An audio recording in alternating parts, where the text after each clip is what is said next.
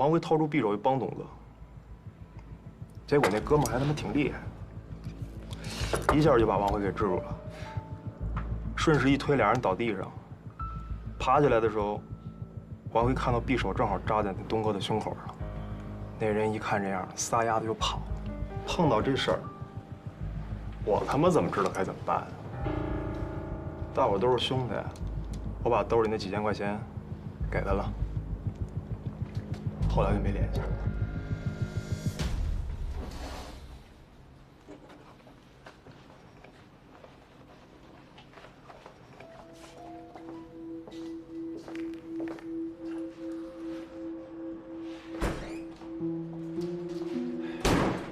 王辉说是姚吉干的，姚吉说是王辉干的。唉，两个人咬来咬去的，到底是谁呢？不管是谁，总还有一个人得把那瘸子找着。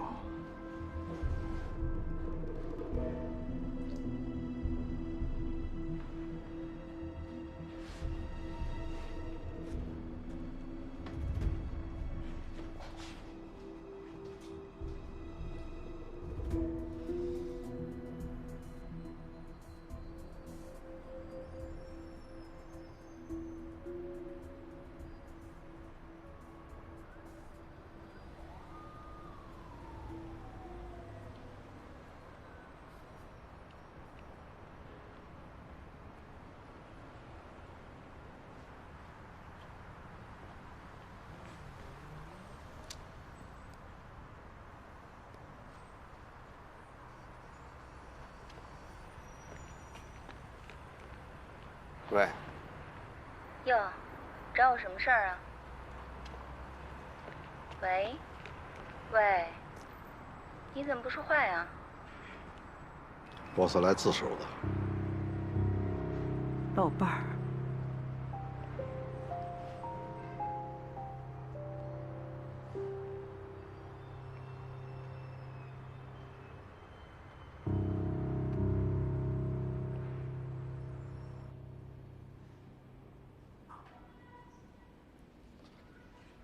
那天晚上，你他妈！看你他妈还瞧得起我！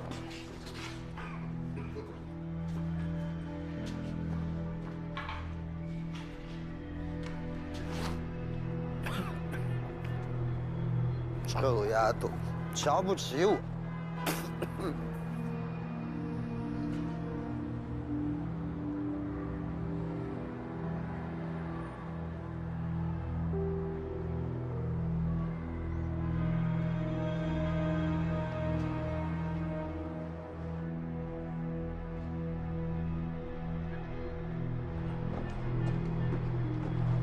打我！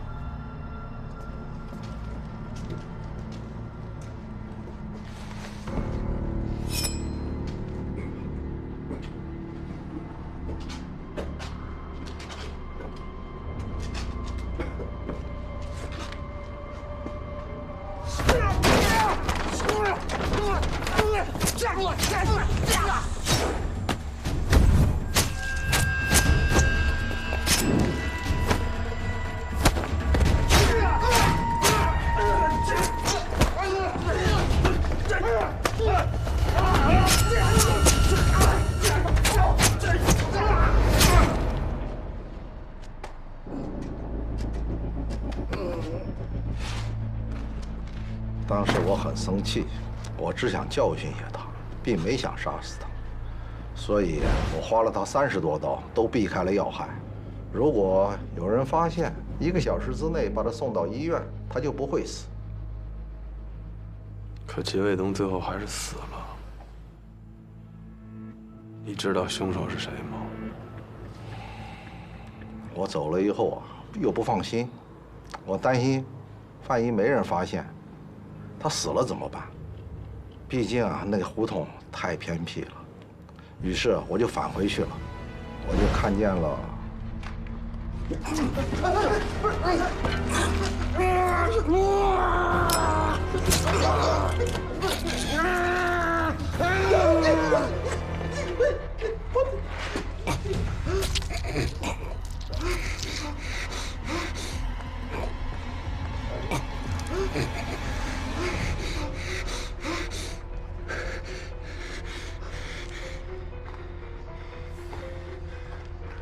走。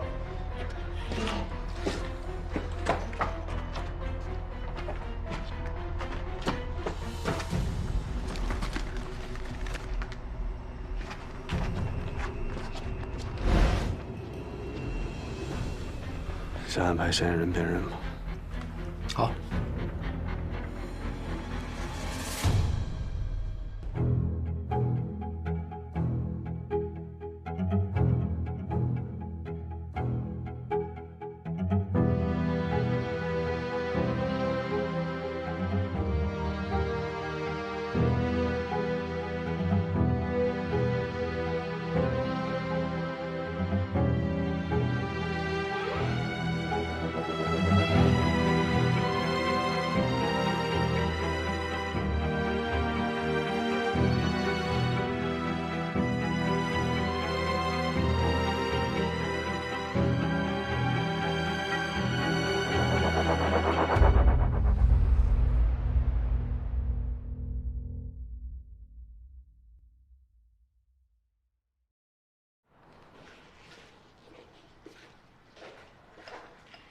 你也别太难过了，先喝点水。啊，谢谢。姑娘，我能麻烦你个事儿吗？您说。我不知道怎么才能让他从轻发落，也知道他一定不会跟你们说。5年前，我们全家开车出去玩儿。回来的时候，老耿着急回部队开会，结果追了一大货车的尾。我们的女儿小燕脑外伤，送到医院的时候已经脑死亡了。还是老耿做主，说把小燕的心脏捐献出去。他说只有这样，才能让他唯一的女儿继续有在这个世界上的意义。我也知道，他经常去酒吧看的那个人，就是当年接收我们小燕心脏的人。是因为这个原因，耿叔是为了保护那个姑娘，才对齐卫东动手的。无论如何，我希望你们网开一面，从轻发落他。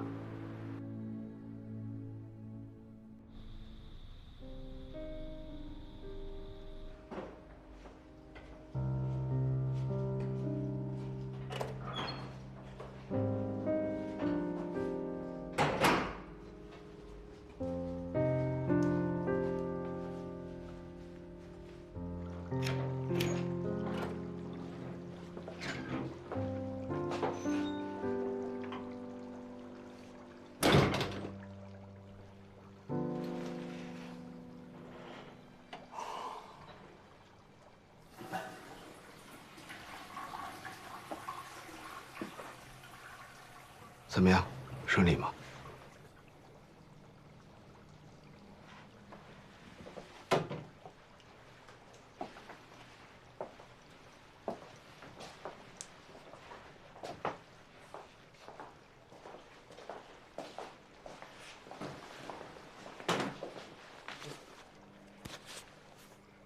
出什么事儿了？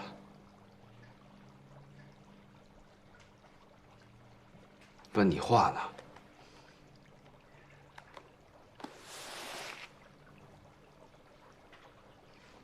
你知不知道我们冲进去的时候，周书彤什么样子？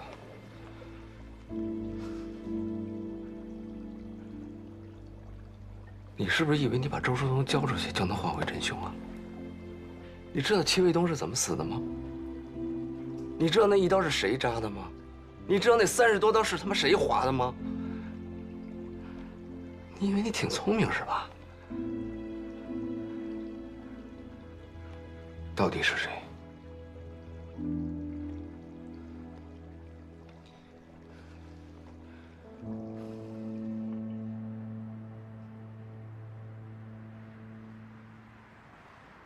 说，毒品藏哪儿了？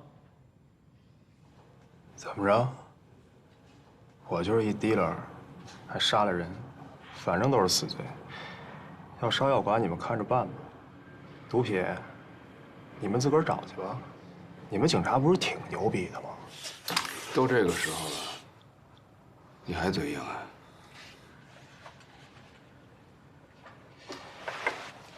你是不是觉得我是个垃圾啊？那你弟呢？如果我是垃圾，你弟就他妈是狗屎。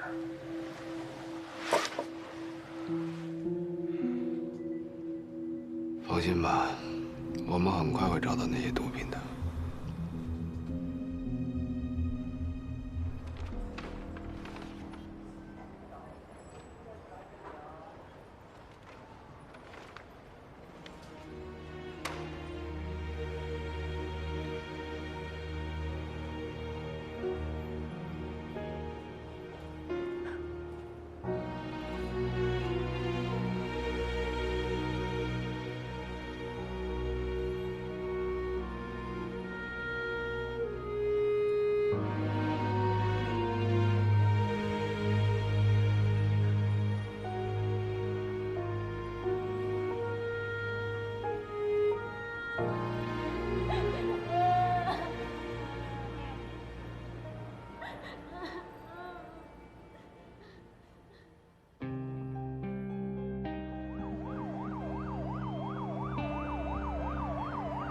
根据最新气象分析，目前大气环流发生调整，副热带高压增强北抬，暖湿气流活跃，我市将提前进入梅雨季节，望广大市民做好防梅准备。5年前我做快递的时候，跟豹子哥打过交道，知道这伙亡命之徒有3个藏毒的地点：火车站附近的集装箱中转站，长途汽车站附近的地下仓库。还有就是3号码头仓库。根据监控录像分析，妖姬经常去的地方有3处：城东他父母家、城北小三的住处，还有城南码头附近。我们分头排查。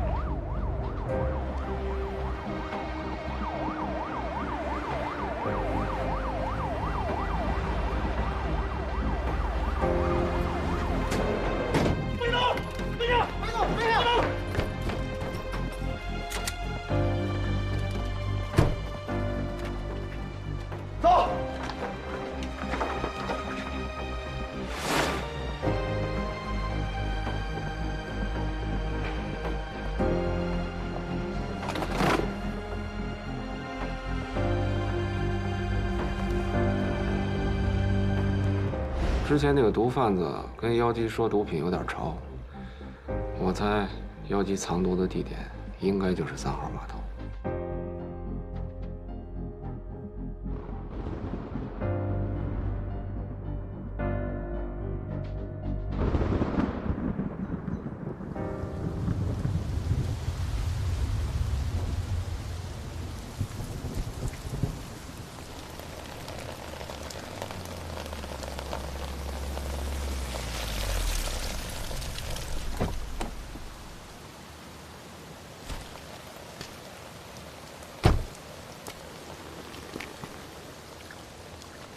雨伞怎么换了？来，这边。这是4号院，跟隔壁的5号院、6号院一样。今年5月啊，整体拆迁，所有的住户都搬走了。隔壁小区已经开始拆了。目前啊，只有这栋楼还保留着。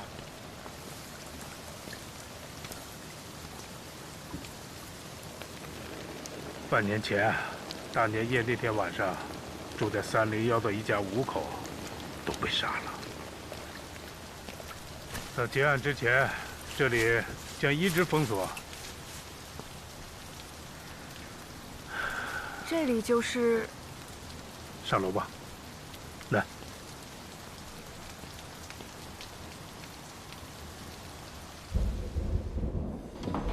凶手是晚上10点钟进的屋，因为小区太旧，4周就没有布设安防监控，这时间是汇总各种线索推断出来的。住在301的户主叫吴征，他对外的职业是废品收购站的老板。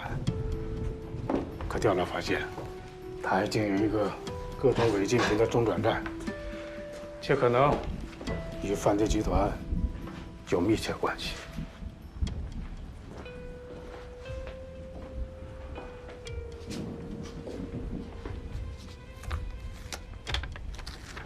现场没有发现强行闯入的痕迹，不出意外，是吴征给凶手开的门，他们很有可能认识。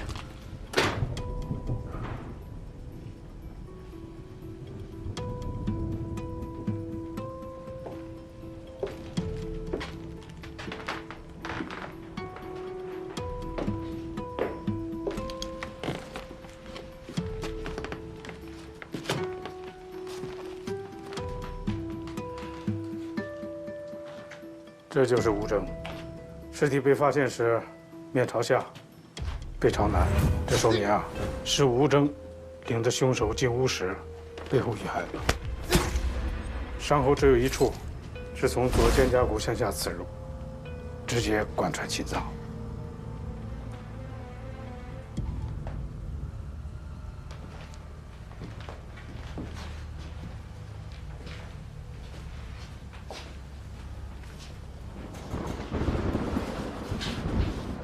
这是吴征年近70的母亲，她应该是听到了门厅传来了某种声音，或许是吴征的叫声，她便从沙发那起身向门厅走去。凶手迎面给了她2刀，一刀卡在第6、第7根肋骨间，没有伤及脏器。凶手调整了第2刀，从圆颈处呢平行刺入，造成了长达12公分的贯通伤。发现老人尸体时，他手里拿着毛衣针，还有他给孙子织了一半的毛衣。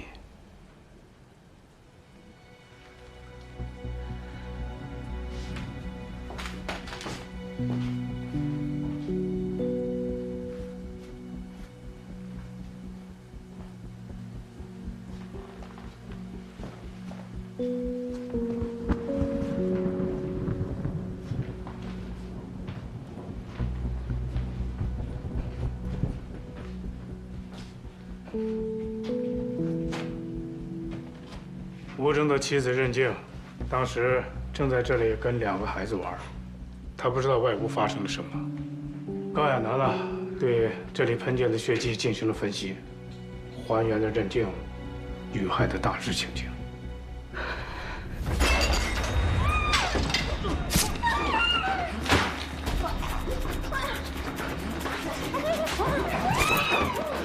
据推测，凶手是将任静推到门边，自左至右划开了他的喉咙，长达24公分的伤口将他2侧的动静脉全部割裂。高亚楠认为，任静被割喉到尸体死亡间隔1分钟左右，至少在30、40秒里，他还有意识。正是在这30、40秒里，他亲眼见到自己7岁的女儿和4岁的儿子死在自己面前。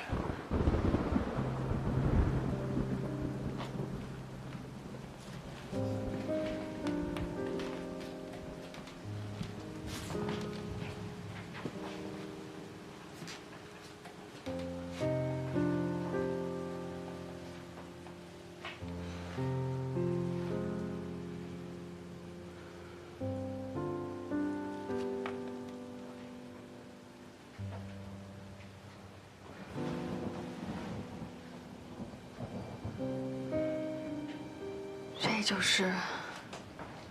是的。依据现场采集的指纹、DNA 以及一位近距离目击证人的陈述，都可以确定，凶手就是关宏峰的卵生弟弟关宏宇。关宏宇表面上是宏宇物流的老总，但据我们掌握的线索分析，他的业务也许会跟毒品贩卖有利益相关，而且他极有可能认识吴征。我推测，他们俩表面上是合作关系，但暗地里存在竞争，且吴征一定是掌握了关宏宇的一些秘密，以至于埋下祸根。关宏宇认为，警方一定是掌握了吴征贩毒的证据，将要实施抓捕。他把其中牵涉出自己，便来找吴征练口。因为当时吴征的家人都在，他便下决心斩草除根，免了吴征满门。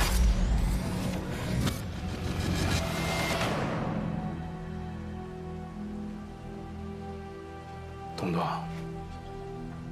如果你现在的工作安排放在半年前的话，我会无条件的支持你，甚至是欣慰，因为毕竟，关宏峰的刑侦技术，在整个军港市，那是数一数二的。但我更让你知道，作为一个警察，比技术更重要的是立场。我只是不想让你待在这么个人身边。怎么个人？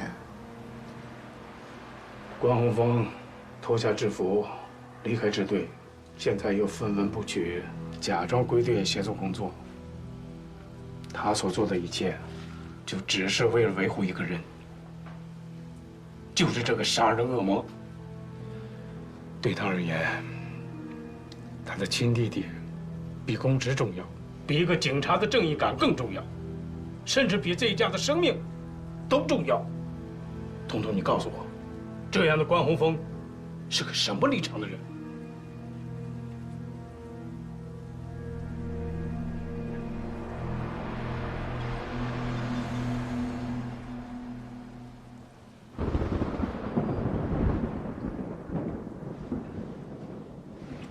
我越来越看不清你了。你明明和姚基认识，还知道姚基和吴征也认识，却对我只字不提。那也得分认识到什么程度。我跟楼下小卖部大爷还认识呢，也得向你汇报啊。你能从一句“货有点潮”就能判定藏毒的位置，如果不经常跟他们接触，哪儿来的这些经验？你还有多少事儿瞒着我？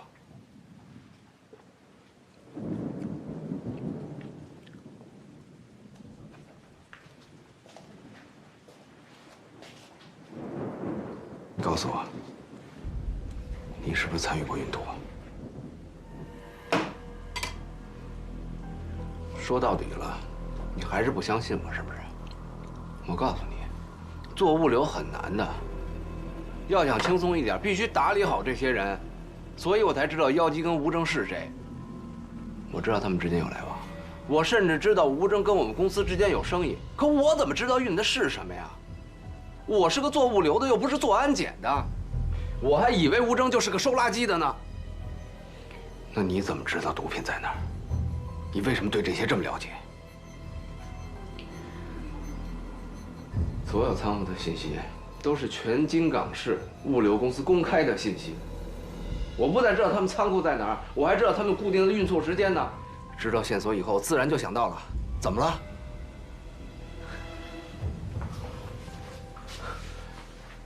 还运毒？是，以前我是在社会上混的，但我没你想的那么不堪。反倒是你，没想到你作为一个警察竟然这么黑。你说什么？我问你，如果昨天晚上周书彤死了怎么办？没有如果，没有如果，挺自信啊。那武玲玲怎么死的？作为警察，为了维护法纪和正义，我们必须有牺牲的精神和觉悟。我们是老百姓的最后一道安全防线，只有做到坚定无畏，才能保证老百姓的安全。所以我们叫人民警察，而你当不了警察。别再跟我提500。我告诉你，那天晚上我更希望死的人是我。我不光不怕死，我更不怕打一灭亲。所以你给我老实点儿。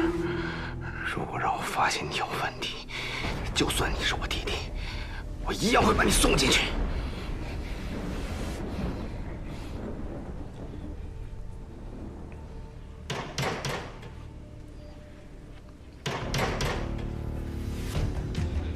老关，在家吗？老关，老关。 干嘛呢？磨磨蹭蹭的啊！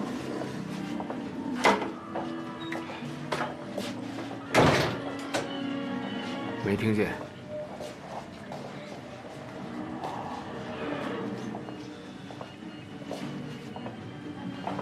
电视那么大声，你耳背啊？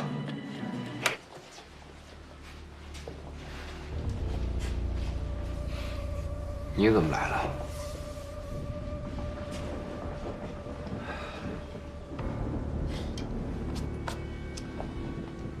在戚卫东的验尸报告中，他指甲缝里的 DNA 信息你看了吗？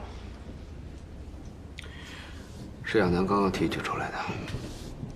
技术队拿 DNA 做了比对，得出的结果是关宏宇的。老关，他还在京港啊？那个 DNA 不是他的。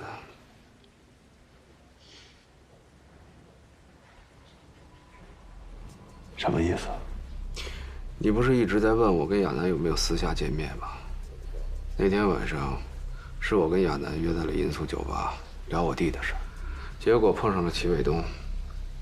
跟他打架的人是我，他身上的 DNA 是我的。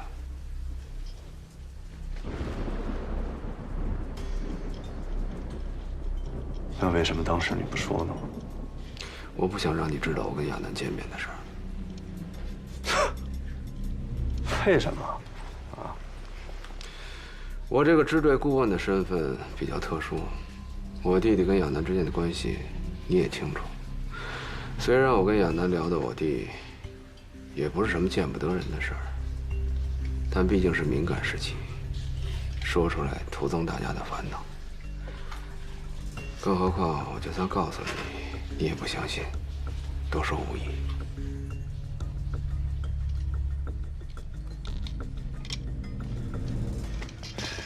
得，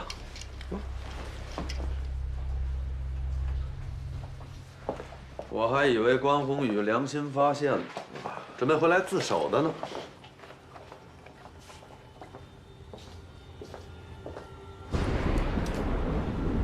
上次那茶不错，走得急没喝上，再给泡一杯呗。你不是来喝茶的吗？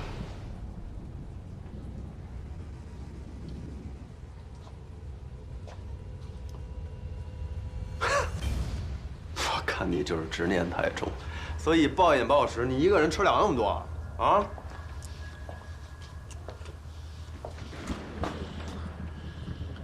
留着给老虎的。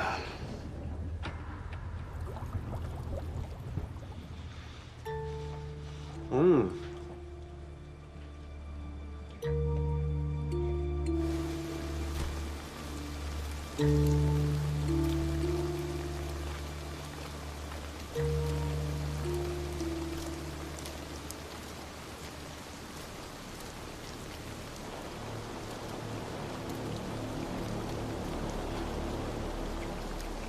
哎，刘，你干嘛去啊？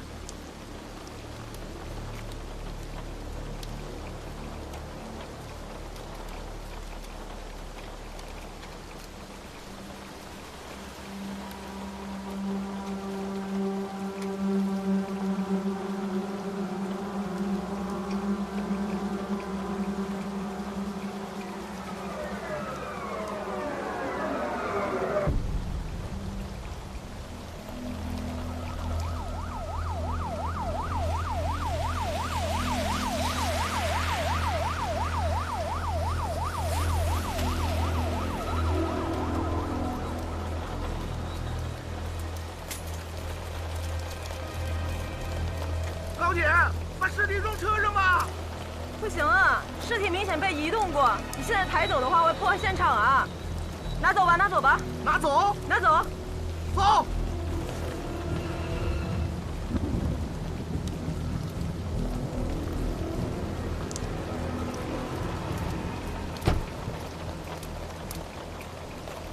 哎，师傅，打伞呢？不用，你赶紧去现场看看。哎，行，去吧去吧。好嘞。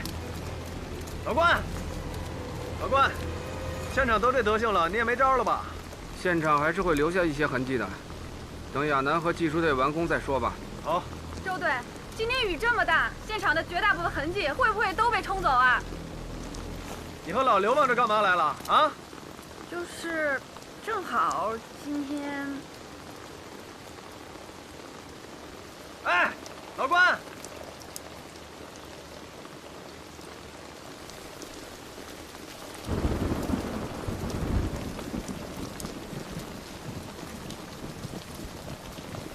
真是个不祥之地呀！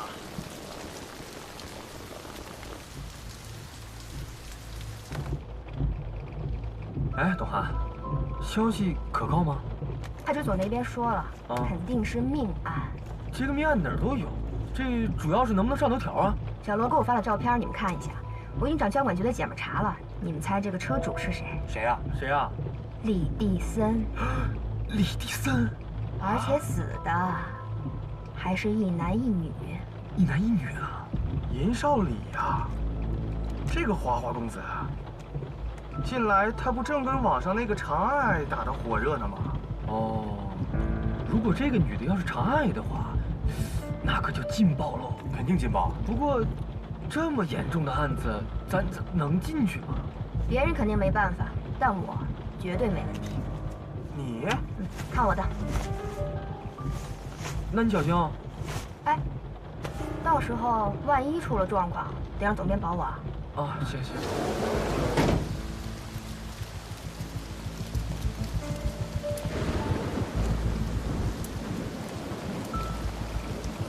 哎，仔细点啊，放心吧。倩，你这得收拾到什么时候啊？是不是？我帮你吧。要不然，咱们把这块地面全部都铲走，回去慢慢筛。你看有道理吧？哎，高哥，去拿把铲子呗。哎，谢了啊，谢了啊。你愣是干啥？赶紧去！哎呦呦，别淋着，别淋着。 把帽子戴好，没事，我没事。别着凉。来，搭把手，搭把手。我来帮你。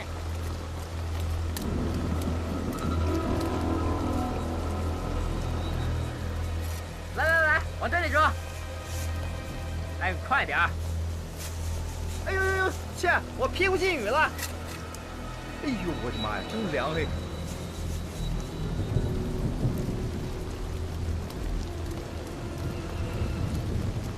怎么样？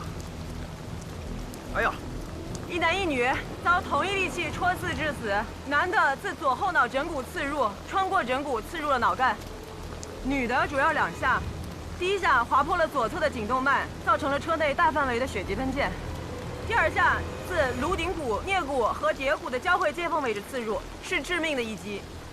2者死亡时间基本一致，都是在凌晨1点到2点之间。遇害后，2具尸体都被重新安置过。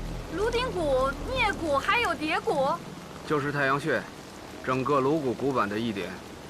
对，就是颅骨最脆弱的部位。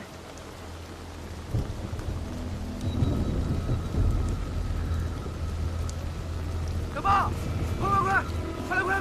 哎，来了！哎，豹哥！啊？技术队在里面吗？他们让我拿这个。哦，在里面忙活呢，快！好。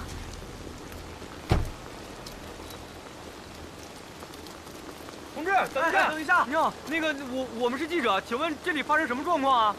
哎，我们正在工作，你们不要靠近，好不好？哎，您等一下，我们知道这个4号院之前也死过人，和今天这个有没有什么关联啊？哎呀，我们正在工作，都告诉你了，赶快回去啊！请回，您再说一下吧，哎。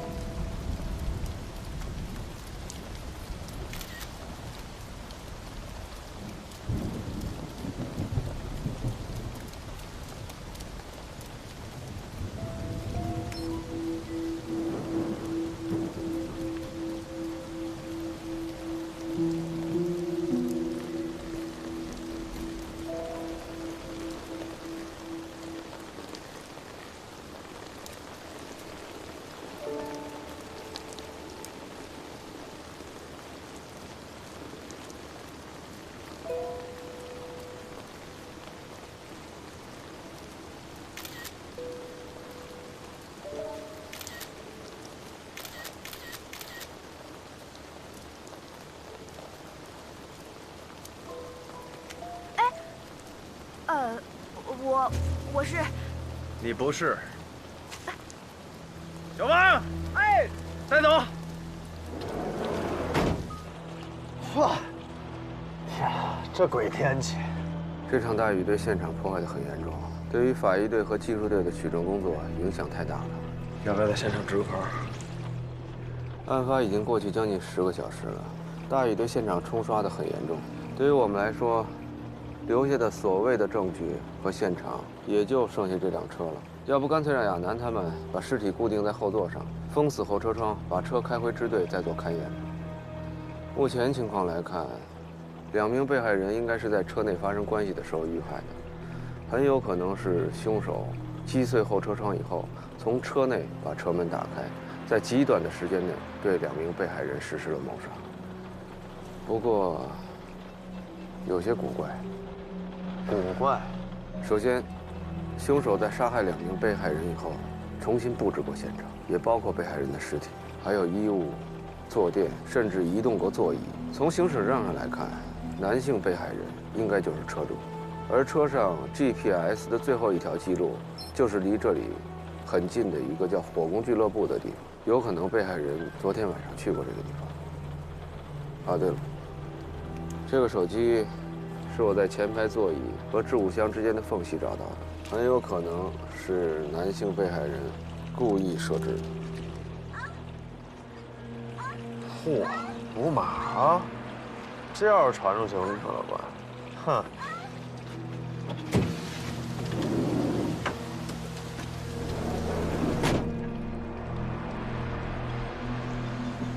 说话说的不是时候，伤口上撒盐，你最在行。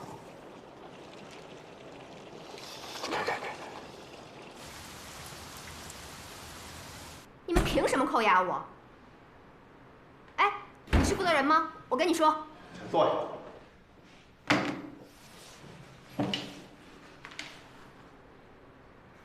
这位同志，我是一个有国家新闻总署核准资格的记者，有权知道事实的真相。你们没权扣押我。而且我们社和你们区一直保持良好的合作关系。你冒充支队刑警，进入警戒线封锁的犯罪现场，泄露侦查阶段的重要线索，侵犯被害人隐私。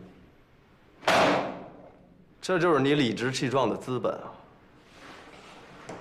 这案子前职，让他们看着办。哎，你们这是司法滥权，你们这是非法剥夺我和广大受众的知情权，你们必须要给相应的解释。从你的手机里至少有3张照片发出去了啊！你知道这些侦破阶段的重要案情发出去，让凶手看到他会怎么做吗？